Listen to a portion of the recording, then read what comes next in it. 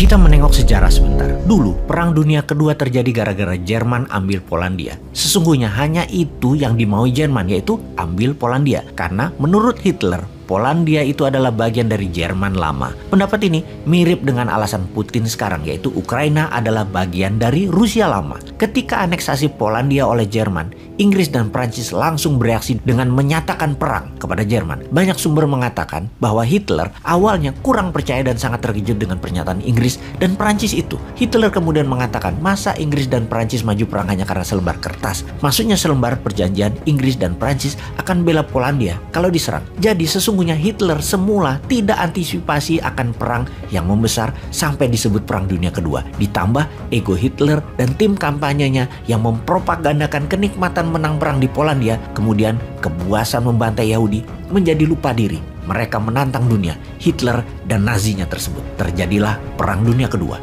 Sekarang dengan Ukraina dicaplok Rusia, mungkinkah sejarah berulang pada Perang Dunia Ketiga kali ini? Rasanya Rusia hanya mau ambil Ukraina tok dan tidak berencana menantang Eropa, bahkan menantang dunia. Tinggal respon sekutu bagaimana. Bagaimana respon NATO kemudian. Kalau dari data, maka kita lihat bahwa poros dunia bukan di Amerika lagi. Sebanding kekuatannya dengan Tiongkok di banyak sisi, maka rasanya kecil kemungkinan perang di Eropa meluas, walaupun Tiongkok saat ini menginginkan Eropa Barat plus Amerika masuk ke Ukraina perang sama Rusia. Biar rata tanah itu Eropa akan membuat Tiongkok jadi raja dunia efeknya. Sama seperti Amerika di Perang Dunia Pertama dan Kedua. Ingin Eropa rata tanah agar Amerika jadi pengendali dunia. Yang kemudian benar terjadi. Oke, kita rincikan di sisi Indo-Pasifik. Sisi lain dari Eropa Timur. Tiongkok kita tahu lagi incar Taiwan dan mau menginvasi Taiwan dengan gerak cepat. Kapan itu dilakukan? Yaitu ketika Amerika dan NATO sibuk urusan Eropa Timur. Jadi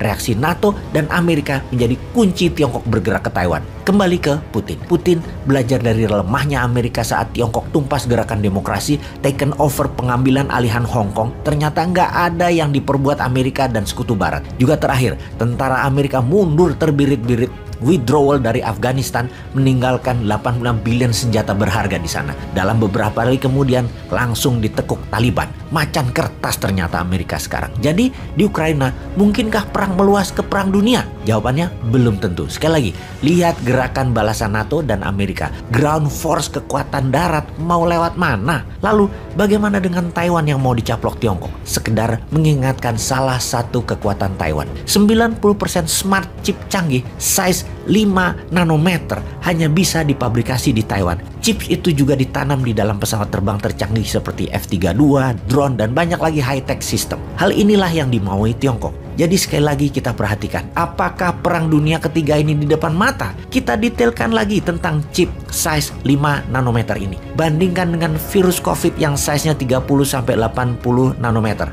Alias chips ini lebih kecil. Jadi mulai mengerti ukuran 5 nanometer itu. Samsung juga buat chip size 5 nanometer, tapi mostly kebanyakan untuk memory storage. Bukan yang canggih seperti Taiwan yang bisa mempengaruhi jaringan manusia kalau dipakai sebagai alat perang untuk menyerang tubuh manusia. Sungguh, banyak pihak berkepentingan akan terjadinya perang meluas di Eropa Timur. Itu sesungguhnya pastinya para trader dan para business people yang keruk keuntungan besar akibat perang. Walaupun warga sipil tidak berdosa jadi korban keganasan ego perang. Salah satunya yang menunggu adalah kendali atas chip size 5 nanometer ini. Bayangkan sahabat, chips consist of thousands of transistor. Chips berisi ribuan transistor, bisa terbang seperti virus yang manusia bisa hirup chips tersebut. Begitulah nanti cara menanam chips di dalam tubuh manusia tanpa izin manusianya. Manusia menjadi serigala bagi manusia yang lemah. Manusia yang lemah akan diperdaya dengan manusia yang ingin jadi Tuhan. Manusia yang memulai dengan menyebar virus, kemudian vaksin, dan kemudian menyebar chips berukuran lebih kecil dari virus untuk menjadi Tuhan sesama manusia. Sekali lagi, akankah Perang Dunia Ketiga terjadi? Akankah chips ini dipegang manusia serakah jahat? Satu kata, apapun itu, kita harus bersiap.